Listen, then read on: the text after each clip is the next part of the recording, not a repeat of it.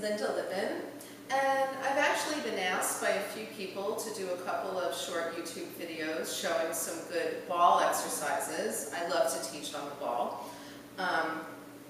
So Sue, this is for you. Couple of things about the ball before we even get started. Number one, size, okay? You want to basically have a ball that's a size where when you sit on it, you have about a 90-degree angle at your hip and at your knee. In terms of hardness of the ball or solidity of the ball, it really depends on what you're working on. This ball that I'm sitting on right now is a good size for me. For me personally, it feels a little bit soft. I like to work on a harder ball because I have to work more on stabilizing on a harder ball. On a softer ball, it's going to be a little bit easier for you to stabilize. So again, it's somewhat of a personal preference issue. For me as a trainer, it's somewhat of an issue as to my plan for my client on that day. But sizing-wise, 90-degree angle is what you're looking for. Once you have that, you're good to kind of go. So for most people, that's going to mean a 55 to 65 centimeter ball, if you're looking at ball sizing out there. Now, when you're sitting on the ball, and pretty much most exercises that you're going to do in terms of crunches or sit-ups or things like that on the ball, they start sitting. You want to be sitting on the ball, and I'm going to turn around so you can see my positioning a little bit better, is that when you're sitting on the ball, you want to make sure you're sitting in really good posture. You want your weight a little bit forward of your sits bones at the bottom of your pelvis. You want to allow for the lower back to curve forward a little bit. And then you'll find pretty much that your head and shoulders will be in the right place. And what I want you to do from here is we're just going to start with a little bit of pelvic movement to get you going.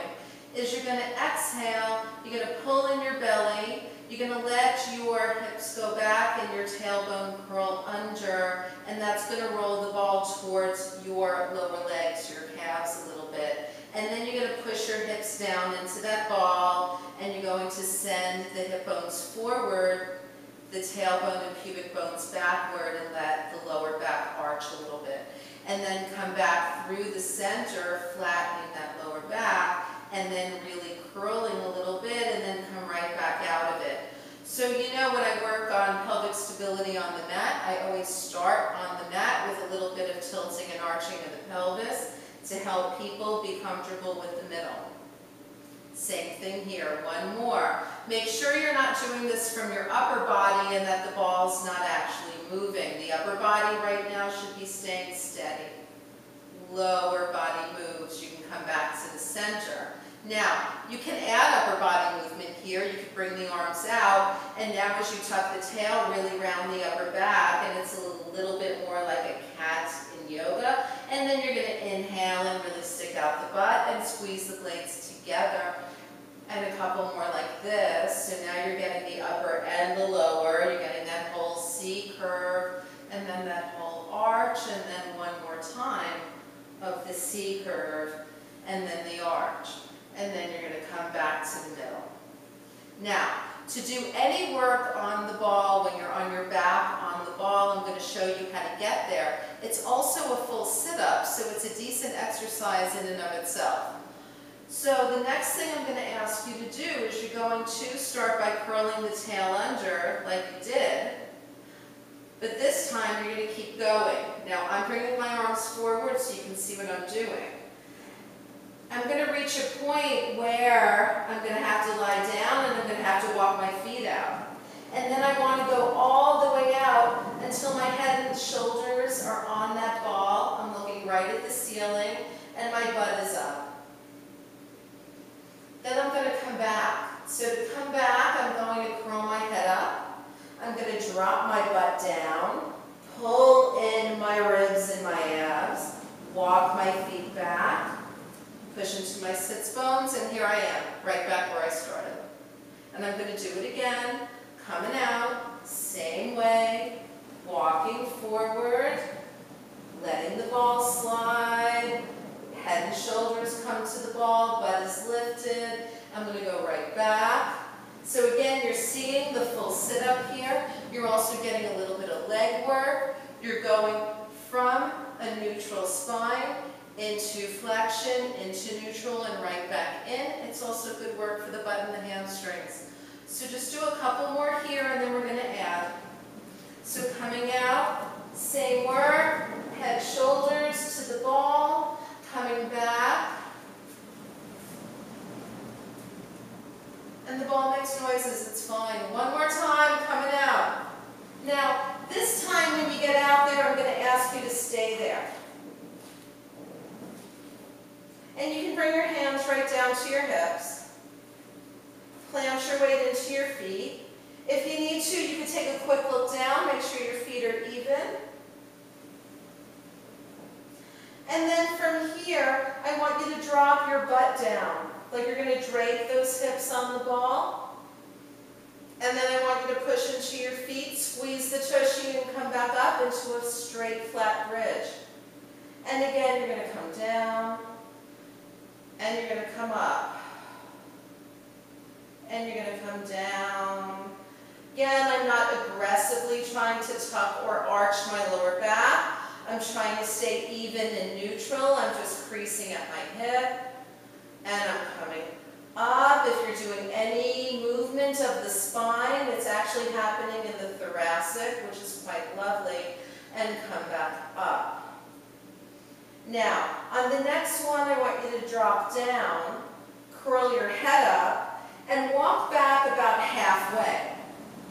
So now, my feet are under me, my thighs are parallel to the floor pretty much. My tailbone is literally against the front portion of the ball, so it's as if I was sitting a little bit in front of it, not on it. And I'm going to put my hands under my head. Now I'm going to keep that whole lower body steady. My lower back is staying where it is. I'm going to let my upper back drape onto the ball. I'm going to inhale, and I'm going to exhale, and I'm going to curl my head, and I'm going to pull my ribs to my hips. And here's my sit-up. And again, I'm going to go back. I'm going to inhale. Now you can come back to flat. If you're comfortable and open in the chest, you don't have high blood pressure or glaucoma, you can let your head go back. And then you're going to come up. Again, not moving from the lower back, moving from the upper back and the ribs. Exhale, so the lower body staying steady, pulling those abdominals in. Inhale, going back. Exhale, coming up. If you wish to make this harder, you could bring your arms next to your head, and you can go back this way, inhaling, and then exhale, keep the arms next to the head. It's a little bit more difficult. Inhaling, and exhaling. Now we can also add some rotation here. You can come back, and you can come up and take a little rotation to the left, keeping both hips down. Inhale, center, exhale, coming up now to the right. Again, hips stay even, ribs rotate back to center, and you can do a few of those on each side. And center. Now again, you can also lengthen the arms with the rotation, which makes it harder. We'll do one more on each side. Up and come back down. And last time.